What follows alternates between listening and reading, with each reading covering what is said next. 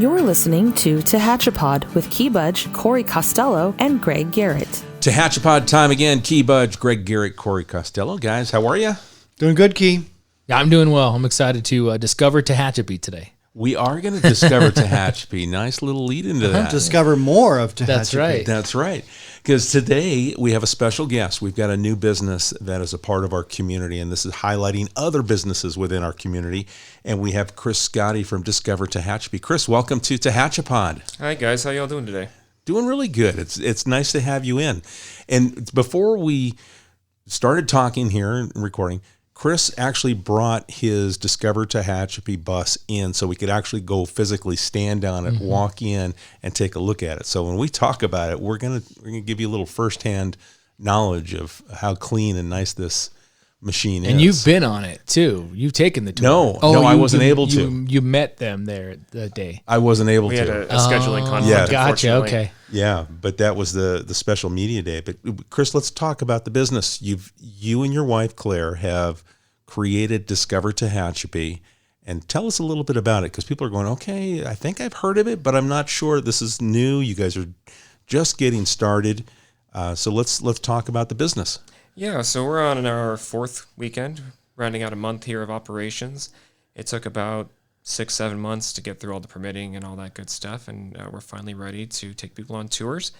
Right now we have our signature wine tour, which is 3 stops at 4 of our wineries here. We work with Dorner Family Vineyard, Tehachapi Wine and Cattle Company, Tehachapi Winery, and Triassic Vineyards. And so when you go with us, you get to pick from, well, you don't pick, it's on a schedule. But we go to 3 of those wineries. Lunch is included. That's from a local business as well, Small Town Girl Charcuterie. And we also have snacks, water, transportation, of course. Pretty much everything is covered in that price. And this is something that really highlights, this. We have an AVA. We have a designation for our wine. Yeah, What is an business. AVA, Key? That Why don't you is tell us the what an AVA American Viticulture. It's not association. It's area. area. Okay, great. Yeah, AVA. Nailed it. And then thanks to Congressman McCarthy for helping get that through the ATF. That was big. Yeah, that we're able to get that designation over here during the COVID times. Through the Department of Treasury. That was at light speed. I might mention, you said 6 to 7 months for permitting. That was Yes. with the county of Kern, not with the city. The city would have done it. That's actually It would with the have been- state. Okay, the The state. state. Okay, well, Even that's more. Even more is right. If it would have been the city, we probably would have hand carried it through the system. Just so you know. Yeah. Levels of bureaucracy. Yes. Well, when we got the AVA too, though, this was the next. I mean, not even with the AVA certainly helped, but as more wineries, were opening up, Dorner opened their tasting room, and Tehachapi Winery opened up, and Tehachapi Wine and Cattle had a change in ownership. But as those opened up, I was telling people like, the next step is a wine tour. Like someone's going to come up with this wine tour idea because people like to, especially where our wineries are located way out in Cummings Valley. A lot of folks, if you're from Bakersfield or somewhere else and you come to drive, you're probably thinking, am I going the right way? Like, I got to go where? I got to do what? And so they feel, I think, much safer and probably even just more comfortable being on a bus and enjoying it that way. Yeah, we like to call Tehachapi California's best kept secret because you do tend to drive right by on the highway there. And a lot of what makes this an interesting destination is kind of tucked away off the main corridor. And so we're trying to make it easy for people to discover what we have to offer here. And a lot of that is the wineries, but we also have future plans for things in town and other attractions we like to work with and events we like to put on in the future. But right now we really are focusing in on the wineries and making sure that we can highlight what is probably one of our main attractions. It's growing very quickly. The wines are really getting They're superb, good. aren't they? They're Yeah. superb. They really are. Yeah, we had the talent for good wine, and I think in a weird way, COVID-19 I think benefited that industry a little bit because being in Kern County, the weather we have in Tehachapi. So in the summer, when the wineries, the tastings were outside in places like Paso Robles, where a lot of the folks from the San Joaquin Valley would go, they don't want to go out when it's 100 plus degrees in Paso Robles and sip wine. They could come to Tehachapi and sit under oak trees or sit outside on a patio. Yeah. And so that really bolstered, I think, the attention of the Tehachapi wineries. And then when you guys come along to sort of package it all in one spot, it makes it even easier for people to enjoy it. Right. I mean, it's such a beautiful area. We have those oak woodlands. All of the wineries have done something unique and special with their tasting rooms, and have amazing outdoor spaces. And yeah, when you're 10 or 20 degrees cooler sometimes than the valley floor, that's hard to beat in the summer. The views are outstanding. You know, in addition to the wine, the talent. We talked about this, Key and Corey, before. You know, the musicians and the singers that come out. They're crazy talent. Yeah, it's not something we advertise because we can't guarantee that there'll be entertainment on a tour. But to be honest, we haven't had one where there wasn't at least one artist, if not two, at multiple stops. Yeah. So like the second and third stop, typically there will be someone playing music, and they're really good. Yeah. I'm curious about the response to people that, because I get it a little bit when people that visit Tehachapi, but how many people that have visited from outside the area do you hear say, I didn't realize Tehachapi had all of this? Like, do you get that a lot? How many people I hear that from who live in town. So, I mean, yes, we've had folks from out of town come up and they say the same thing. I didn't know that all this was here. We didn't know you had, 5 wineries up and operating. We didn't know that, Cummins Valley was as beautiful as it is, or the area is as pretty as it is, and the weather's as nice as it is.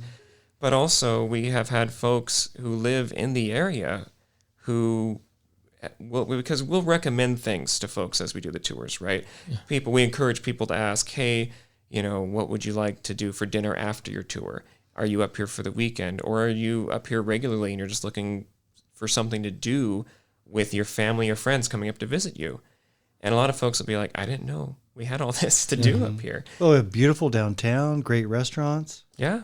I mean, things like the glider port as well. And we were just talking about the breweries. Yeah. Our third microbrewery opened up in the city. So we have 5 wineries in the county of Tehachapi and 3 microbreweries in the city. I think that's a good split. There's a little competition going on here. Wineries in the county, cool. City has the beer. I know it, right? Everybody wins in that So are we the redneck and the county is sophistication? No, microbrews are sophisticated. Are they? Yes, that's why they're microbrews. I think they are, quite frankly. Yes. I know West Lane, they brewed some beer in a cab barrel.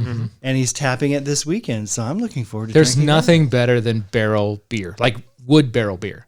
It's very hard to do, and it's very limited because you can get steel barrels every day, but getting the wood ones are tough, and so it's going to be awesome. Very cool. Do you plan on expanding your operations into the microbreweries potentially someday? We absolutely do. Yeah, we are looking at something called the Brew Bus. I don't have timing on it yet. We only have the one vehicle.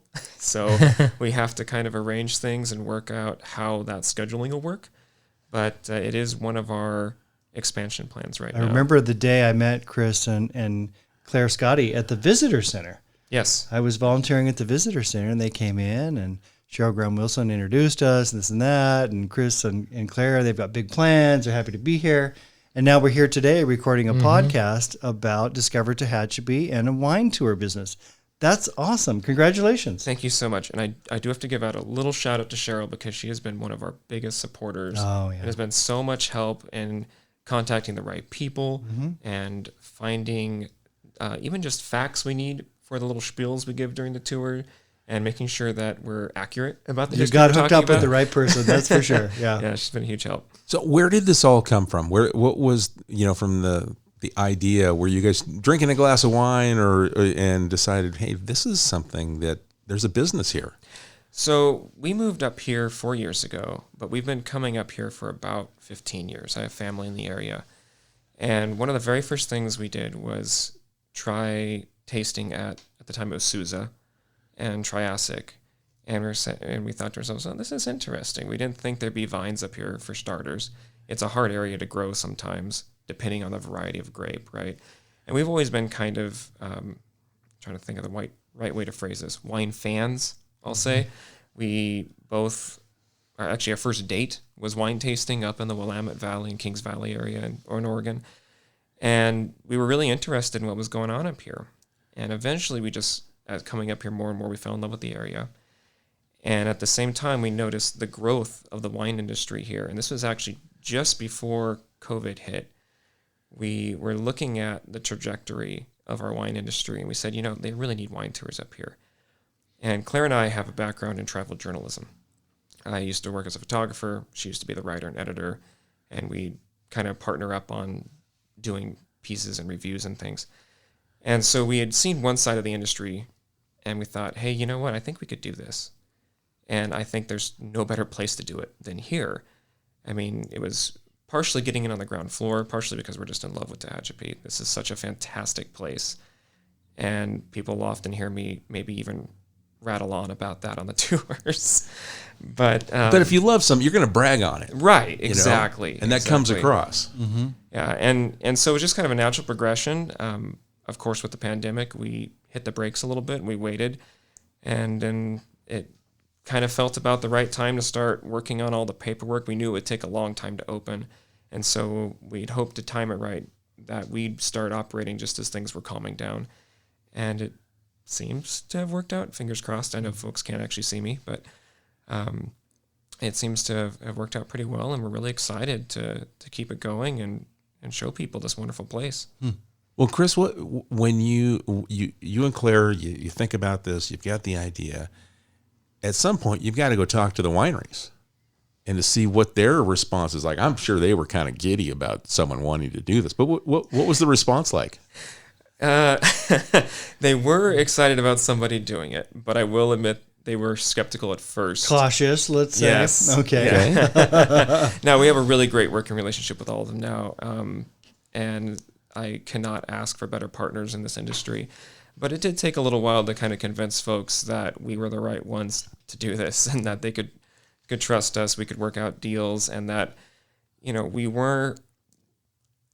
this was in the interest of everyone in the area, and that we are committed as a company, not just for our own business and running our tours and being successful there, but we have a very vested interest in the success of Tehachapi as a destination.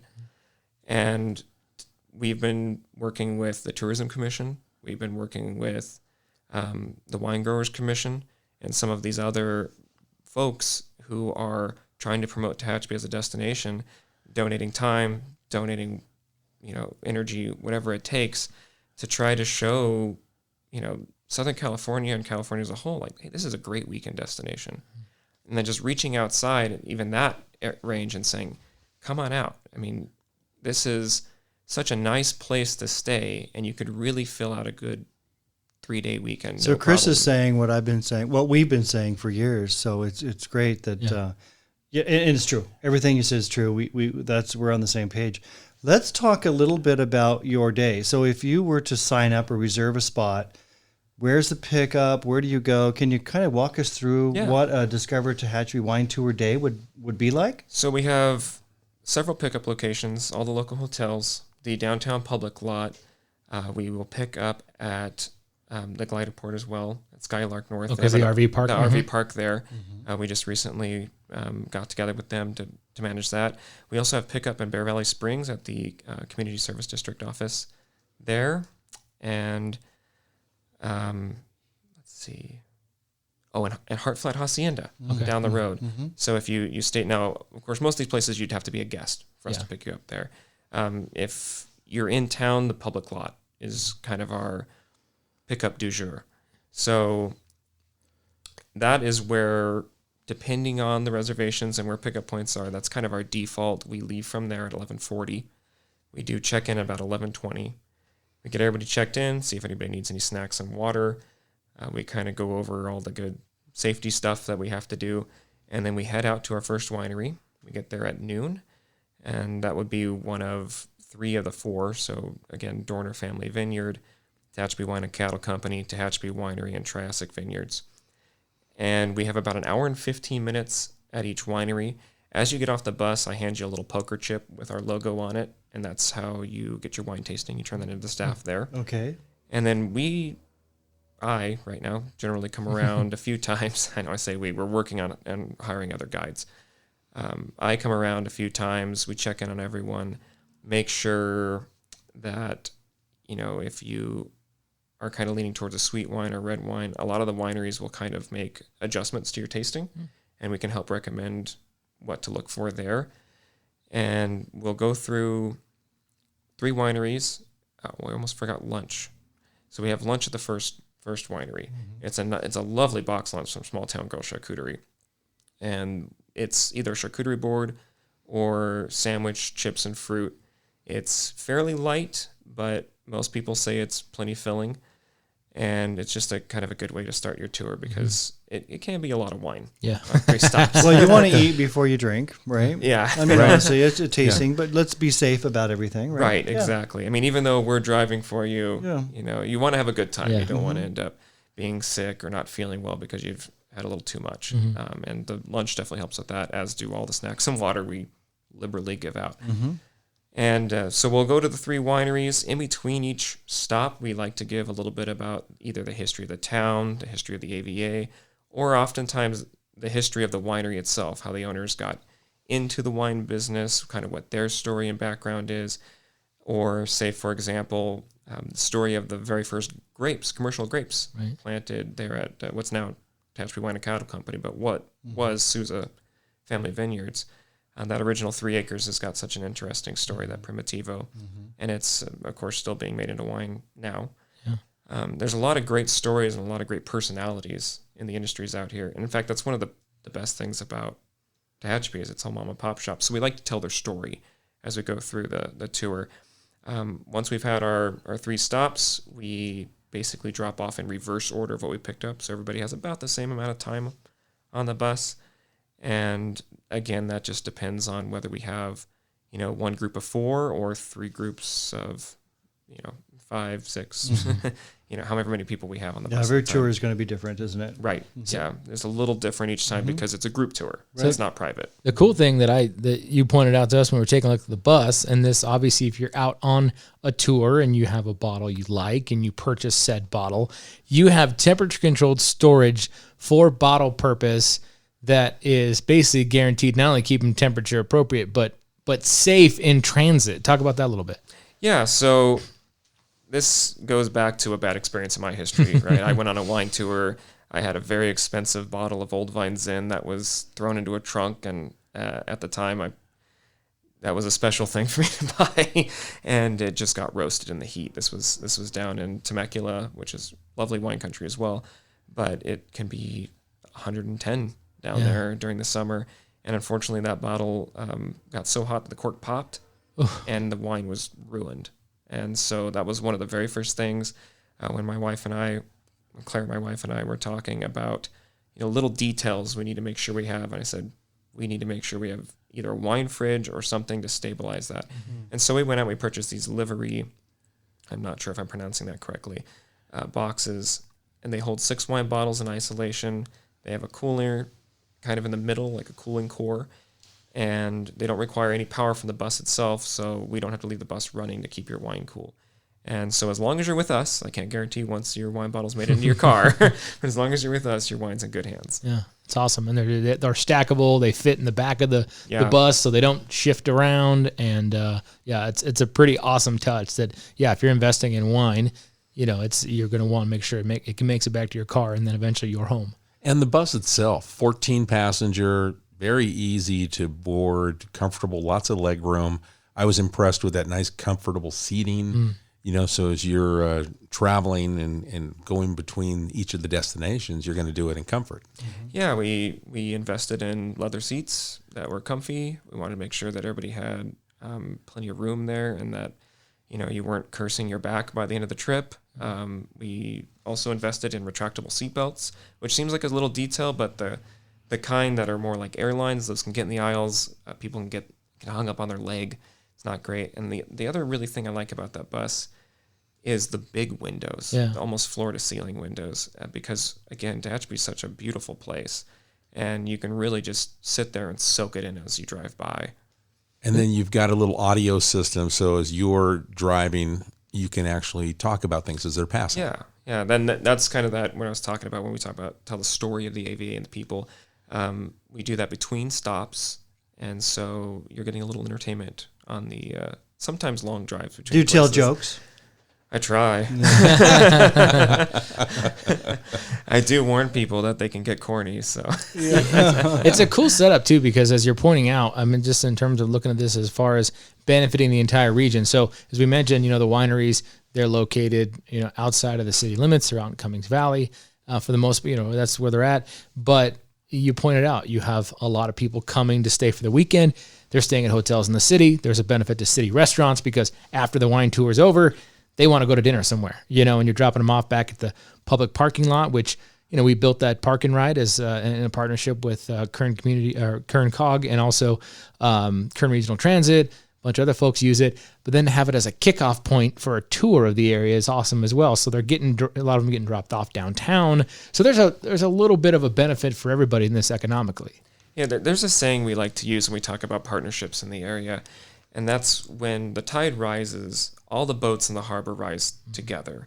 And so I firmly believe that if everyone involved in this industry, in this area, as a tourism region, the more we work together, the more we try to promote each other, the better it's going to end up for everybody. Yeah. It's going to bring dollars into Tehachapi. It's going to bring visibility into the amazing things we have here. And it just helps build relationships. And that's a conversation that's hard to have sometimes with businesses like wineries. And I think our wineries have done a pretty good job realizing that. I think there's still a little bit of work to be done inside of our beer community, because when a new brewery opens up, it's natural to think like, oh, well, they're competing with me. Well, not necessarily, because the more of an attraction there is, and I think Bakersfield's a great example with their Brewers District that they've done, where all these breweries sort of located in a similar area, and then they market together. And a lot of the wineries and AVAs will do that as well in certain areas throughout the country. So that really helps. A little bit more business is not necessarily a bad thing, because that ability to market yourselves together and give people a reason to come to Tehachapi for 3 microbreweries as opposed to 1 or 2, or 4 wineries as opposed to 1. That gives you more of a destination. There's an opportunity to work together and compete. You can see this in other destinations as well. I mean, Paso Robles has exploded, and you can tell because they have an excellent marketing program, and their wineries have worked together wonderfully. Actually, their entire tourism community has worked together wonderfully, and that's created a big boom for them business-wise. Now, that's been a huge boom there, but you can see it in other places as well. And up here, we're a smaller community. I don't know that we necessarily want to be inundated with all that traffic, but I think there's a nice balance to be found, and that can really help everyone up here, especially our small businesses. I mean, we have so many mom and pop shops up here, and that's wonderful to see. It's a wonderful culture that I think you guys have helped keep over the years. And something like this, where we specifically can call out businesses that are locally owned and promote those. So like you said, when someone wants dinner after a tour, I can point at places like Jake's and Petra's and Perfetto's and Red House and many, many more, and say, hey, these are great local places to go try. Yeah. Absolutely. And then your website is discovertehachapi.com. Folks can get pricing information, book tours, all that stuff. So if they want to check that online, they can find you guys there. And then I assume all the social media channels are out there too, correct? We are on Facebook and Twitter right now, and the handle is just Discover Tehachapi. Cool. I tell you, when you guys go onto Instagram, you're going to blow up, because people are going to just eat the photos. Especially if you've got a photo, a photojournalism background. That's going to transcribe, and oh my god! Or funny TikTok videos of people who had too much wine on the wine tour would also be a smash hit. I'm just going to throw that out there. Well, we haven't breached TikTok yet, but Instagram has been and Facebook have been successful for us, and we also do a post every Thursday. In fact, it just came out a couple hours ago, where we talk about what's going on in wine country. It's just called This Week in Tehachapi Wine Country. Claire likes to call it the Weekend Wine Up. She wants me to get that in there. So my wife and I look at that every Thursday to try to figure out where to go. That's awesome. Every Thursday I look forward to that, and I'm like, okay, Tehachapi Winery's doing this, and it's coming straight from you.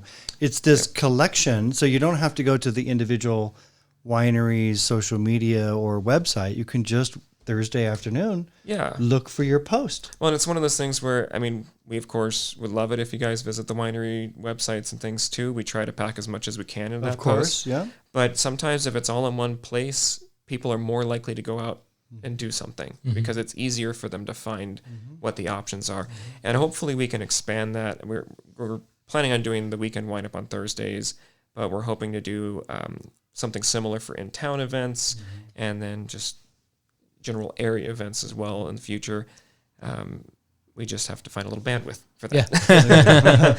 Yeah. So you guys have kicked things off here on the smart time of the year, where it's cool and you can kind of feel your way through, and as allow people to you can feed off their experience and say, that works. And now, as it's starting to warm up, and we're going to start seeing more events, more people coming, you guys are going to be primed, ready to roll. This is like the spring training, if you will. Yeah, and, Working out the kinks. yeah, and then you guys are going to be fired up, and that bus is going to be loaded. You're going to end up with the bridal, whatever bachelorette parties, and gosh knows what else. But it's going to book fast with 14 seats that are available. That will book fast. Well, that is the dream key. We have been and we did start now for that exact reason, right? We want to be prepared for the busiest season for tourism.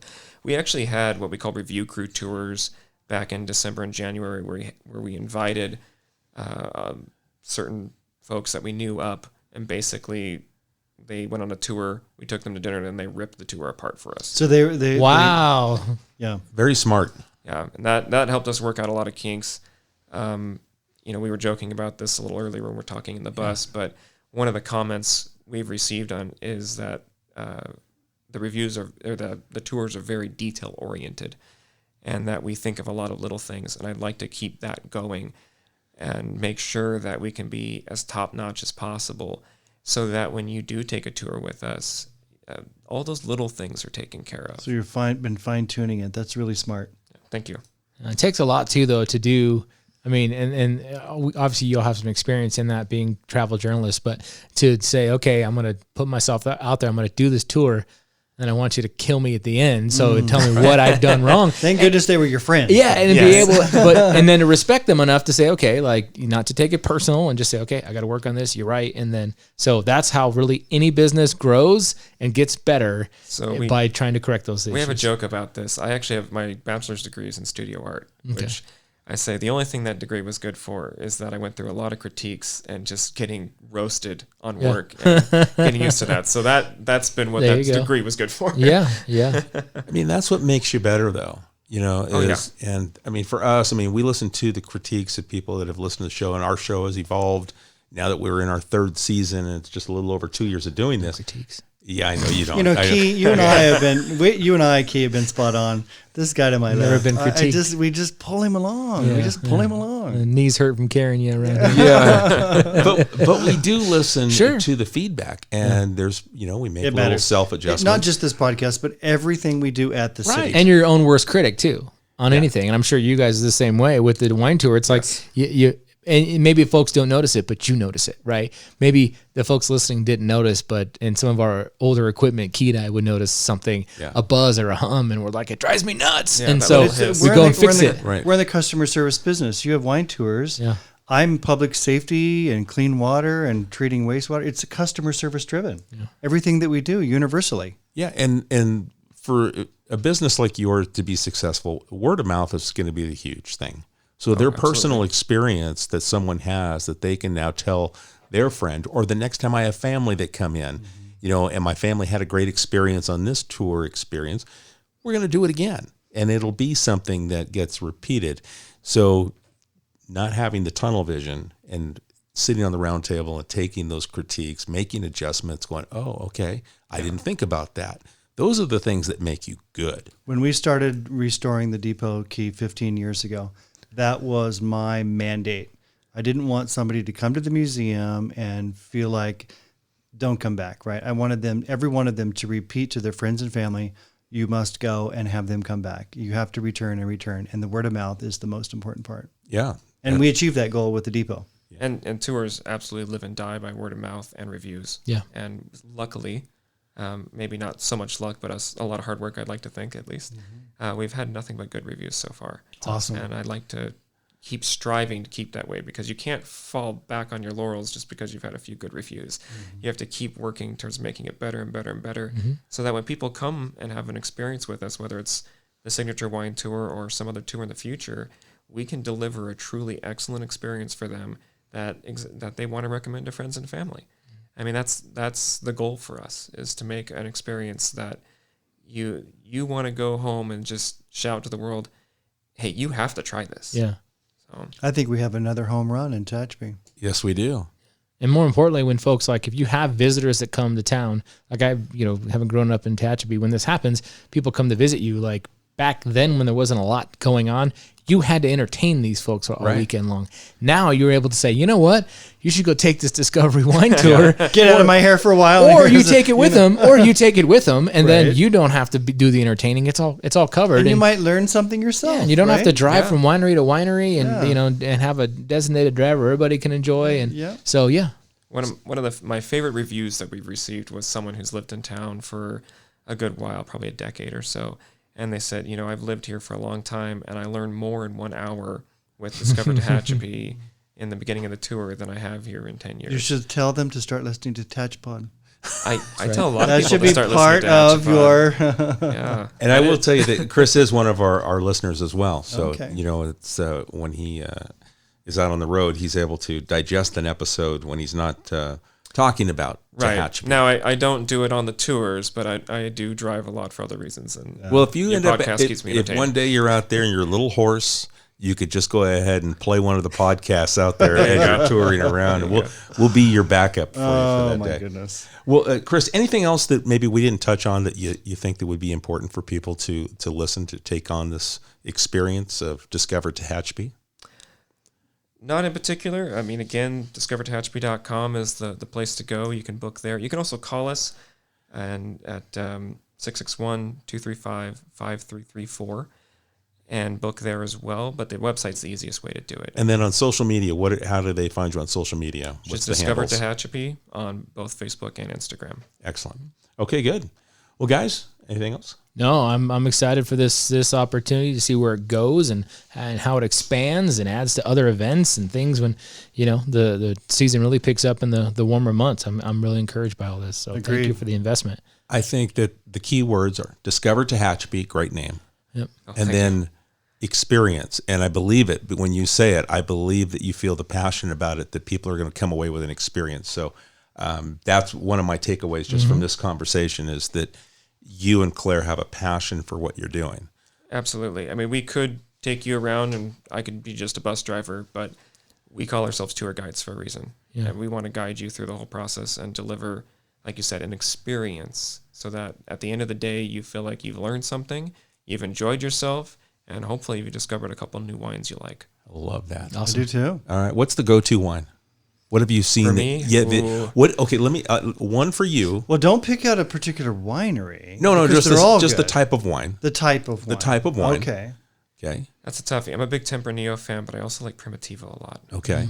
Now, have you seen, as far as when people are buying a wine, are they the whites or the reds? Are you seeing more of one or the other? No, actually, it depends on the group. So I feel like individual tours end up doing that. We'll have a lot of white wines purchased or a lot of red wines, or one of them, a lot of champagne, or not champagne. Some of the sparklings. Sparkling wine, purchased. But overall, it's pretty even. Yeah. I think everybody up here does a really good red blend, which you take different types, and they're all really, each one I think has a very good red blend, which is... I've been branching out. I used to be a red blend guy. Now I'm into the Syrahs and a couple others. I can't remember their names, but just really good wine. Yeah. I mean, it's very different. Every wine is so different. What's Well, the now one we have thing? 2 Syrahs up here as well. So. Right. Then the one thing that, and just to mention specifically, I mean, I think I found it last summer. I think I was with you, Greg. I don't know, but Triassic mixing their red blend with their almond champagne. I forgot what they called that. It's like a great summer. They have a name for it. Well, it's like the In-N-Out secret menu. Yeah. Right? When you go to I think Triassic, they call it a Jim Arnold spritzer. has I'd a... have to go look it up. He's got a secret menu. Spritzer doesn't sound manly enough. Please don't use the word spritzer on me. I won't drink them ever again. But no, it was really good. Yeah. And perfect for a warm, as you get into the warmer months, it's a really, and that was even suggested by Jim. He was like, drink this, it'll be really good. We're so refreshing. unsophisticated when it comes to wine. I'm like, I like the Syrah and some others. I don't even know, Yeah. but they're really good. That's the great thing about our wineries, though, is there's such a selection that there really is something for everyone, from German-style sweets to really deep. I mean, the Syrah is like the deep single variety reds. The blends have been stellar. Malbecs for some folks that make those. That's I mean, right. those are really specific. Those Los grapes. Viejos, which I didn't mention because they're not on our signature wine tour, but we are working with them on a kind of Friday night wine and dine. Awesome. So they are somebody we are working with. We Their just haven't Malbec's released their incredible. tour yet. Yeah. Yeah. Which one? Los Viejos, Ranchos Los Viejos. I have not tried that Yeah, one. yeah, very good. A little greenhouse off the 202? side on 202. 202. Yeah. And each of the wineries has its own character. you know, Absolutely and- does. and personality. Don't they? They do. Yeah, They really it's- do. And I always want to call them Texas Wine and Cattle, but Tehachapi Wine and Cattle. That's for Wine and Cattle Company. That's to me, I love that name, you know. And then you've got the family names with the Dorner family and the Triassic going with the based on the dirt, the And soil, then just and, Tehachapi Winery. and then the Tehachapi wine. I mean, you talk about just really getting to the foundations of things. We've got it right here, and it's a part of your experience at Discover Tehachapi. And there are others that have purchased ground and are planting vineyards as we speak. Doesn't surprise me. More to come. Yeah. Yeah.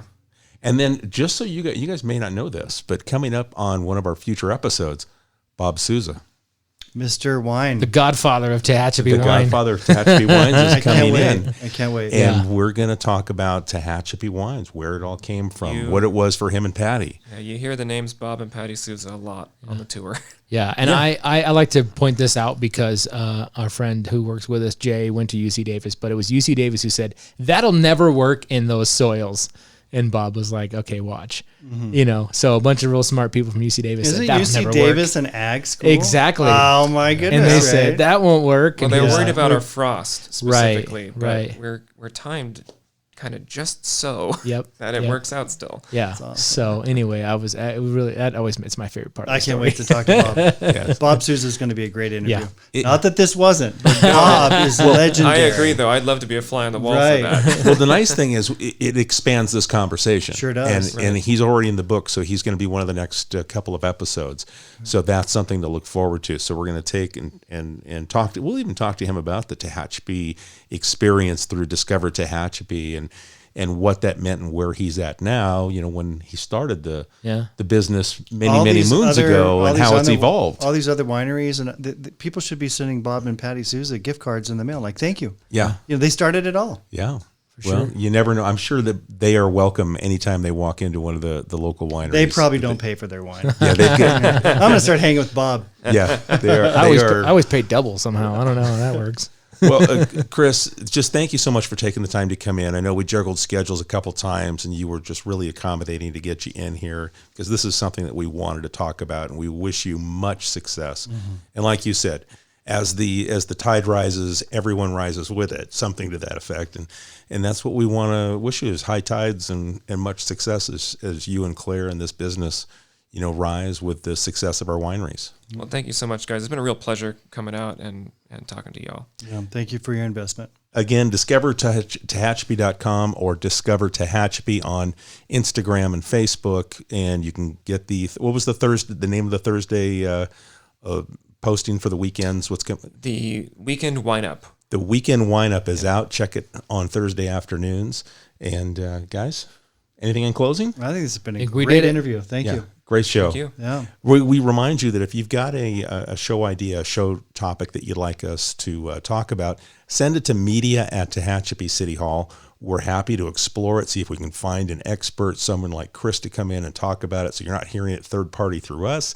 You get to hear it directly from the person that's involved in it. So again, media@TehachapiCityHall.com. We appreciate your time, and we'll catch you again on a future episode of Tehachapod. Tehachapod is a conversation about Tehachapi designed for the people who live here or who would like to know more about this mountaintop community. If you have a question you would like answered, email media@TehachapiCityHall.com. We will try to answer it on a future episode of Tehachapod.